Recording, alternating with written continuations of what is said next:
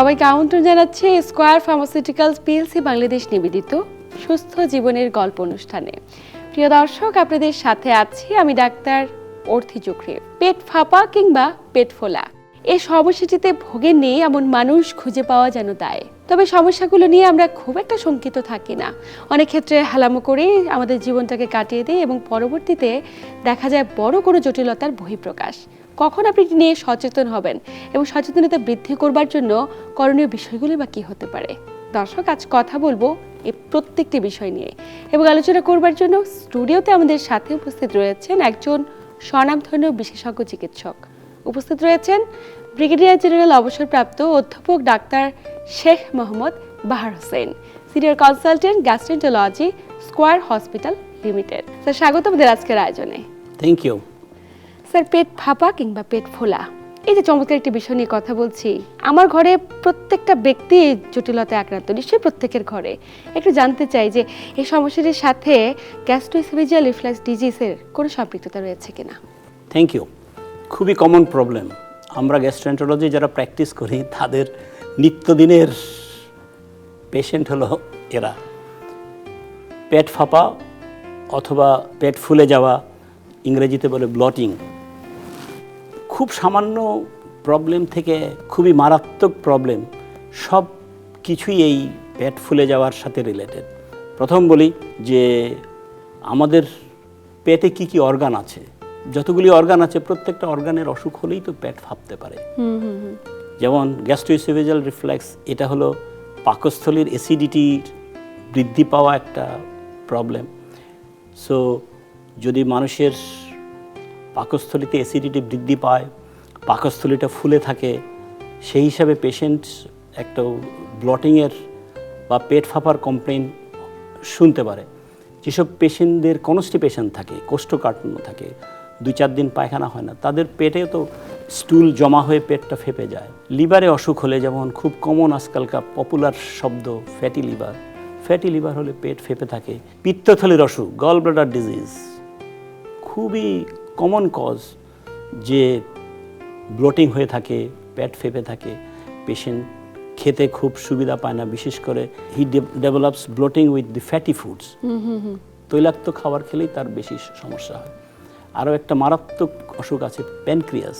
আচ্ছা, প্যানক্রিয়াসে যখন কোনো অসুখ হয়, প্যানক্রিয়াসে ইনফ্লামেশন হয়, আমরা বলি প্যানক্রিয়াটাইটিস, তখনও তো পেট ফুলে থাকে, 2 দিন পায়খানা হয় না, বাতাস যায় না, পেটটা এমন ফেপে থাকে। তার চেয়ে মারাত্মক লিভারের সিরোসিস হয়ে যখন পেটে পানি জমে, আচ্ছা আচ্ছা, তখনও তো মানুষ বলে আমার পেট ফেপে আছে, অথচ এটা বাতাসের জন্য ফুলছে না, সাধারণ কারণে ফুলছে না। তার সিরোসিসের কমপ্লিকেশন, সিরোসিসের অনেক অ্যাডভান্স স্টেজে তার পেটে পানি এসছে, পেট ফুলে আছে। রুগী তো আর বুঝতে পারছে না তার পেট ফোলাটা কি পানির জন্য না বাতাসের জন্য। সে তো আমাদের কাছে এসে বলে যে আমার পেট ফুলে আছে। আমরা তো হাত দিয়ে বুঝতে পারি যে এটা তো বাতাস নয়, পানি। পেটে পানি হওয়ার যেসব কারণ আছে, এর মধ্যে আমাদের দেশে অনেক কমন কারণ হলো এই সিরোসিস অফ লিভার। এর বাইরে কিছু কিছু পেশেন্ট আছে যারা অত্যন্ত সংবেদনশীল। তারা তো আমাদের কাছে আসে যে আমি খাওয়ার পরে পেট ফুলে থাকে। আমি ওদেরকে বলি, খাওয়ার পরে যদি পেট না ফুলে আপনি বুঝবেন কি করে আপনি খেয়েছেন? তাই তো, খুবই চমৎকার খাওয়ার কথা। পরে পেট ফুলবে, এটাই তো স্বাভাবিক। আপনি বলুন খাওয়ার পরে কতক্ষণ এই ফোলাটা থাকে। যদি নির্দিষ্ট সময়ের চেয়ে বেশি সময় থাকে, তাহলে না আমরা বুঝবো যে আপনার পাকস্থলীর ইভাকুয়েশন, খালি হওয়ার সময়টা দীর্ঘ সময়, এটা হয়তো একটা প্রবলেম হতে পারে। কিন্তু খাওয়ার সাথে সাথে পেট না ফুললে আপনি খেয়েছেন, এটা বুঝবেন কি করে? স্যার, খুবই চমৎকারভাবে বলেছেন। কিন্তু আমরা দেখা যায় পেট ফেপে আছে, ফুলে আছে, এই সমস্যাগুলোর জন্য অ্যান্টাসিড সিরাপ বা অ্যান্টাসিড ট্যাবলেট চুষে খেতেই থাকি, 1 দিন পর 2 দিন পর বা দিনে 2টা। এগুলো কি কোনো পার্শ্ব প্রতিক্রিয়া রয়েছে? সব জিনিসেরই পার্শ্ব প্রতিক্রিয়া থাকতে পারে, তবে পেট ফোলার একটা প্রধান কারণ তো আমরা বললাম যে হাইপার অ্যাসিডিটি, বেশি অ্যাসিড সিক্রেশনের জন্য পাকস্থলী ফুলে থাকে, পাকস্থলীর মুভমেন্টস কম থাকে।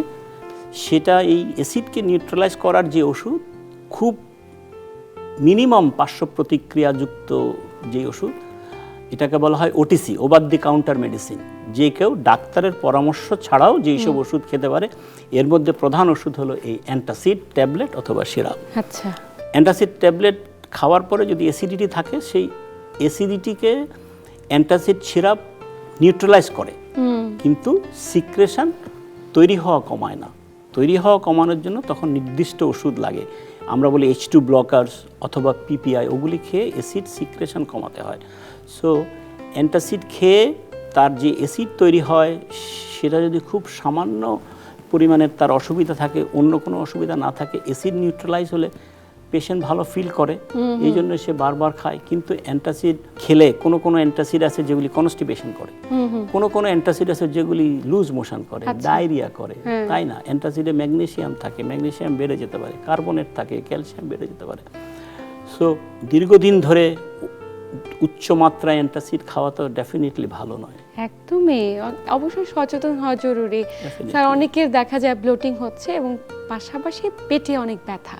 তো এই যে ব্লোটিং এর সঙ্গে যদি পেটে ব্যথা থাকে, বিষয়টাকে গুরুত্ব দেওয়া কতটুকু জরুরি এবং কখন চিকিৎসকের কাছে যাবে?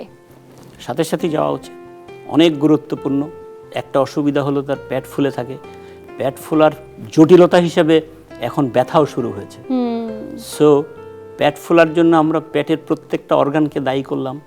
সো ব্যথাও ঠিক তেমনি, পেট ফোলার সাথে যদি গলব্লাডারে পাথর থাকে তাহলে গলস্টোন ডিজিজের জন্য তার পেট ব্যথা এবং পেট ফোলা আছে। যদি লিভারে অসুখ থাকে, হেপাটাইটিস প্লাস পেট ফোলা এবং পেট ব্যথা হতে পারে।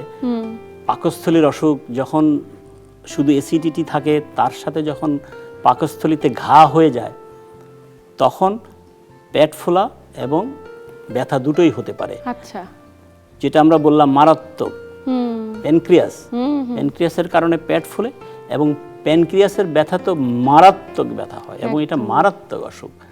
এত ব্যথা হয় যে পেশেন্টকে আমাদের হাসপাতালে রেখে 4-5 দিন কোনো কিছু খেতে না দিয়ে, স্যালাইন দিয়ে, নাকে টিউব দিয়ে, অনেক কঠিন চিকিৎসা দিয়ে তাকে উদ্ধার করে আনতে হয়। আচ্ছা আচ্ছা। সো পেট ব্যথা এবং পেট ফাঁপা হলে অবহেলা না করে গুরুত্বের সাথে চিন্তা করে চিকিৎসকের সাহায্য নেওয়া উচিত। নিশ্চয়ই এই জায়গাটা তো হয়তো প্রত্যেকটি ব্যক্তি সচেতন হবে না, এবং দর্শকদের সচেতনতা বাড়ানোর জন্য তো আমাদের আয়োজনগুলো। স্যার, আপনি খুবই চমৎকার অনেকগুলো তথ্য দিয়েছেন, প্রত্যেকটা দর্শক আপনি তথ্যের দ্বারা অনেক বেশি উপকৃত হয়েছে। একদম আলোচনার শেষ প্রান্তে আপনাকে আন্তরিক ধন্যবাদ গুরুত্বপূর্ণ তথ্য এবং পরামর্শের মাধ্যমে দর্শকদের উপকৃত করবার জন্য। জি, আপনাকেও ধন্যবাদ, আমার দর্শকদের ধন্যবাদ। দর্শকরা যদি এসব শুনে একটু সচেতন হন তাহলেই আমাদের এই বক্তব্য সার্থক। নিঃসন্দেহে। প্রিয় দর্শক, এই ছিল আমাদের আজকের আয়োজন। এতক্ষণ সাথে থাকার জন্য সবাইকে আন্তরিক ধন্যবাদ। সবাই ভালো থাকুন, সুস্থ থাকুন এবং দীপ্ত টিভির সাথেই থাকুন।